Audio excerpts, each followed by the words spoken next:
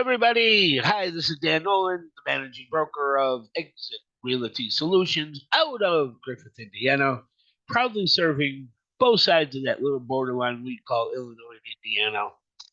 We do both. Um, got something for you today, something to keep in mind as we go through some changes in our business future. As you know, we are keeping an eye on Moerhl versus NAR.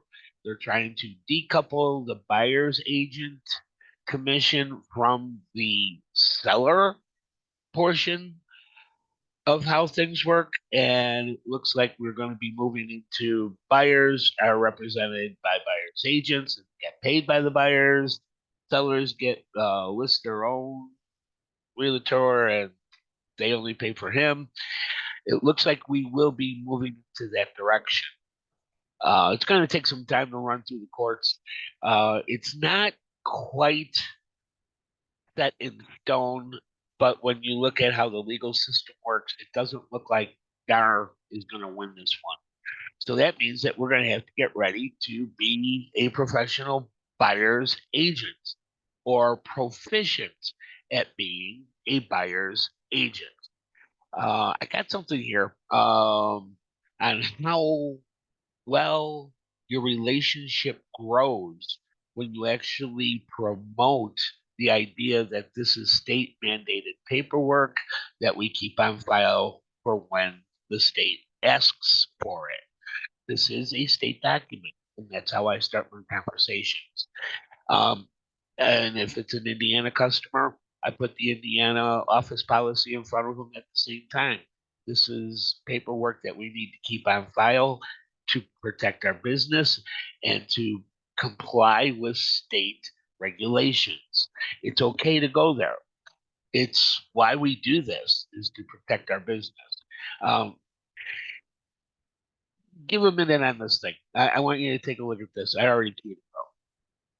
In this video, we'll explain how real estate professionals can use buyer representation.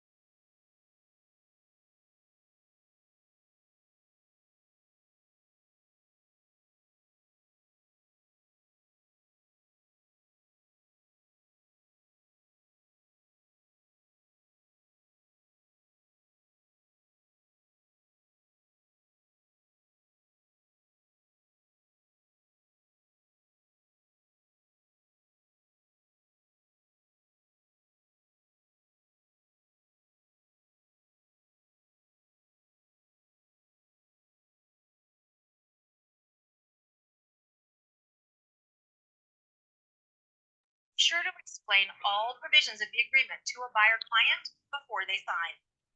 For brokers, a buyer representation agreement protects their exclusive client relationship, which is reinforced by Article 16 of the Realtor Code of Ethics. And a signed agreement may be helpful in the event of a procuring cause dispute or, in rare instances, a legal dispute with the buyer. For example, in a recent Montana case, the court relied on the buyer representation agreement in holding that the broker had no obligation to disclose available zoning information. When meeting with a buyer who may be unfamiliar with buyer representation agreements, be prepared to articulate the many benefits of these agreements, such as how they ensure the client has a loyal advocate representing them in the transaction, provide clarity on the services a consumer should expect from their agent, and how the consumer can partner with the agent to conclude a successful transaction. Understand the agent's representation and duties owed to the consumer, including whether the agent may be serving as a dual agent. And allow consumers an opportunity to ask questions about how their real estate professional is being compensated, including who is responsible for the payment for their services. For resources to help facilitate these important conversations during a buyer representation meeting, including articulating your value and explaining how compensation works, check out competition.realtor for infographics, informative articles, and more. Okay, so we know that there are forms out there. So let's take a look at the forms that we have in stock. On the Illinois side, I know this one is Chicago area realtors, but let's just take a look at what this buyer agreement really looks like. And I've been through these things 1,000 times. Oh, and by the way, if you are trying to get a buyer's agent certification, they are going to request that you have at least 6 buyer's agency agreements on hand when you apply for that designation. So it's not just going through the classes, it's also showing that you do the work. And that includes buyer agency agreements. So let's take a look here. We got sponsoring broker. Okay, I always put our my name and the company name here, even though it's just sponsoring broker. It would be Exit Realty Solutions, and let's see. We're gonna put in here. Let's just make some. Time.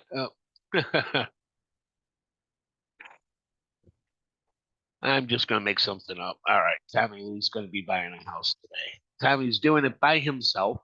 If there was someone else with him on the pre-approval letter or on the proof of funds letter, you want to copy it exactly as you see it on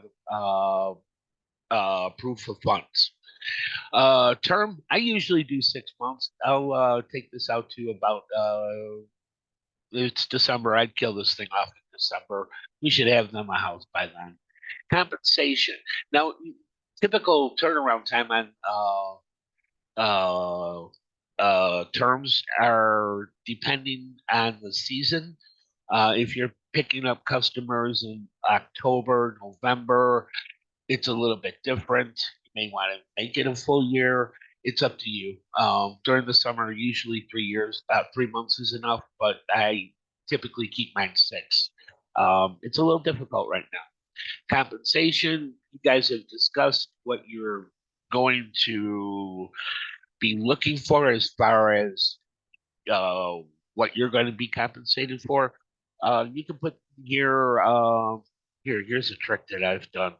I hit the space bar and I change it into, I don't know, what is that color? Teal. Um, and I'll write 2.5 dash 3. I was able to insert it manually by overriding the system. So you hit spacebar, and your expected commission is 2.5 to 3. It depends on what the client is capable of doing. If you are more than certain that you have a, I don't higher end client, you can pre-negotiate a specific amount. You can just go ahead and put in here 2.5 and enter. And it takes. Um, if buyer leaves, if buyer leases the property, it happens. I calculated out that if we were going to get our normal 50% of the security deposit, that works out to about 8% a month. So if you just want to put an 8 there, just in case they decide to, let's say they decide to rent, you get 8% per month. Uh, or you can make it a flat commission if you'd like.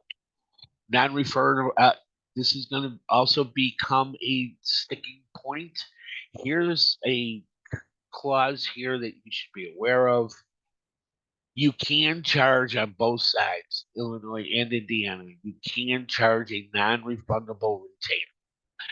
I've used this once. It is not a clause that is favorable to most people, especially the investors. They're going to have us get in our cars. We're going to hunt down properties. You would think that that would be something that you would be compensated for because you're working for the investor at this point, not just for a home. You're actually working a deal. So, with that in mind, you might want to consider out of state customers where you're not certain that you're even, you know, it, you'll see that this comes in handy if they're from out of state. If they can't give you a little bit of gas money, How much loyalty are they going to give you?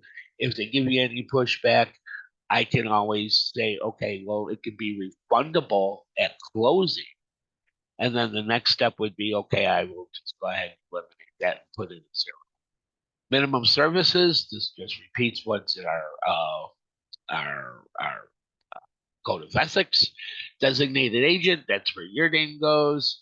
Our duties, limitations, and we're going to go down here to dual agency. You do want to explain if you're going to be a dual agent what that looks like. Then you can go ahead and check yes, no, however your client responds to it. And don't forget that this is something that your managing broker has to sign off on. Page one, and I'll fill in page two if I see it come. All you have to do is send it to me. I can even do it through, DocuSign or whatever. Set it up so I can just go ahead and sign this, and we'll have it on file in your system, ready for review if it's ever asked for. I also know that let me do this. I'm going back to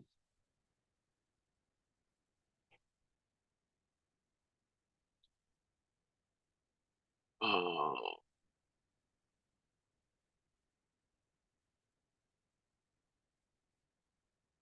Indiana. Buyer's exclusive agency agreement. Let's take a look at them. All right. Contract date there. Solution. Easy enough. In the description, this is where it gets tricky. I would make it the broadest possible splotch that you could possibly find. If he's looking for like the crown point area, I would write uh, anywhere in the crown point area. And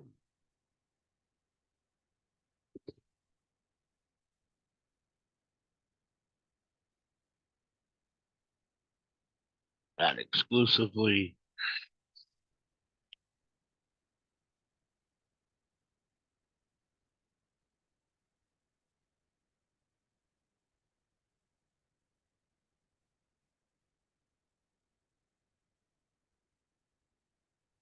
How's that look? Anywhere in the crown point area, not exclusively. That covers you on everything that could possibly come up when you're out there looking. Um, Exclusively. Listings sent to client would also be covered. This is for your MLS and the auto feed that we send our clients. If we're sending them, that gives us a leg to stand on. That shows that we are the procuring cause. Well, it also terminates. Sorry, sorry, I missed it. Ooh. Okay, retainer fee, you can make your own decisions on that. Commission, you make your own agreements on that. It could be dollar amount or it could be a percentage. I would feel a little bit better as a consumer to do a flat rate as we start going into the change. But for right now, I'm just doing whatever we agree to. Also, yes, limited agency, dual agency. Make sure you cover it with your clients just in case it is a house that you happen to list. And then signature, don't forget to send it over to me, and I'll take a look at it, get it signed and returned to you. But yeah, these are documents that are really easy to fill out. Further conditions, if they, it has to have a fence. Um, if it's a real concern for them, I would put it in there. Must include a fence or a way to install a fence, is how I would handle that. That way they can buy it on their own and install it if it's not possible to find in today's market. So there you go. Buyer's agency agreements. That's piece of cake, right? So don't be afraid to start using these. It will help you with procuring cause. It'll help you stop the wavering eye, because you know the internet is designed to pull you away from everything that's good for you. So do a proactive start with your clients and start with the buyer's agency agreement. If you have any questions, you know how to find me on 847-508-0652, standing by for all your concerns. And we will keep up with you. Watch this summer explode. I'll talk to you later. Have a good afternoon.